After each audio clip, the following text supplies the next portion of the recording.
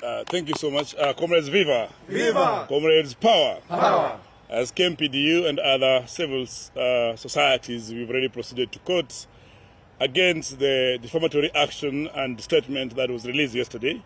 So I think as a union and as the civil societies will serve the AG onto that, because the IG on that, because he can't contravene the Constitution. Everybody, every Kenyan is below the Constitution, and we all have to comply. On the flip side, I want to say that the government is the one on strike. All these public health sector unions, KMPDU, KUKO, and KUMLO, we are all saying we are ready to meet, but it's the government that has continuously been on strike. And to make it worse, we saw in Kenyatta University Teaching and Referral Hospital, where the hospital decided to import doctors or to import consultants. Today, in the interview that was being done by KMPDC or by Medical Council, all the doctor foreigners that were brought in failed the test, except one. It means that this craft, these specialties that doctors are offering in the different hospitals, the craft that they have mastered over time, they cannot be replaced by picking doctors or picking people on the street or picking quacks everywhere.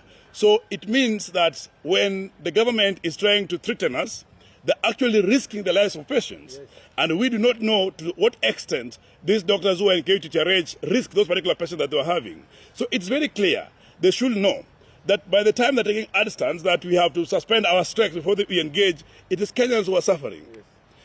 Yes. They should also know that it took the Cubans 2 years to be able to practice in Kenya. It is not that easy. And as KMPDU, as all the unions, we have said that there's no amount of threats, no amount of victimizations or intimidation that will make us suspend this particular strike. We will have to sit and have a return to work agreement that actually spells out protections of the collective bargaining agreement that was signed. There's no any other way out of it. They may fire all of us as they have alluded. They may kill all of us. They may try to sack all of us. But we keep on saying that there's nothing other than negotiation that will make it possible to suspend these strikes. Also, what is more valuable is that Kenyans pay taxes to the government. They don't pay taxes to the doctors or to the health workers. And therefore, there's no way government will say that health workers are essential service providers. But we're not anywhere.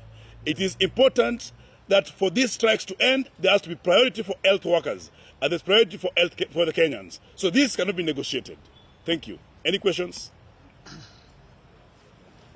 Tomorrow, 16th, as per the notice that we already provided, we will be on the streets demonstrating. All the health sector unions. I know we'll be joined by our sisters and brothers in the nurses. We're going to be the clinical officers, the laboratory technicians, and the doctors. We will be going down from the park to Ministry of Health and to the Parliament and then to COG. We will even be joined by morticians. So we will not relent. We will not relent. We will be on the streets. If there's any law against vuvuzelas and whistles, we need to be ready for. And we need to take it to court, not just writing statements.